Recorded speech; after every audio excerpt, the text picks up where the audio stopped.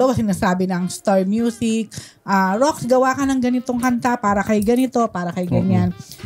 Ano yung mga nagiging inspiration mo? Yung artist ba? Or, I mean, nauuna ba yung kanta? Paano pag ganon? Yeah, sa ABS-CBN Music kasi, for example, pag meron kaming certain artist or project, kailangan ko muna kasing malaman yung kung ano ang genre ng artist, kung ano yung strength ng artist, kung ano ba siya as a singer.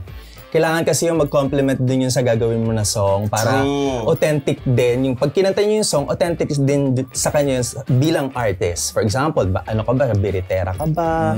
Easy listening ka lang ba? Or ano ba yung nakikita mo na direction mo sa music and all? O ikaw bilang artist, ano ka ba nakikita mo sa sarili mo? Tapos dun ako mag-try gumawa ng song base dun sa kung ano siya. Kagaya ni Maymay. Yun ang naikwento ni Maymay kasi sa amin niya na never naman talaga niyang na-imagine na magiging recording artist siya. But through you daw, training, naturo at na-discover mo na pwede pala siya sa mga ganong paano mo din na-discover na ganitong kanta pala? Bagay kay Maymay.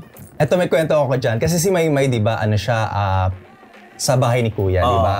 Tapos, tawag dito, yung naging first album niya kasi is more on novelty. Yung baliw.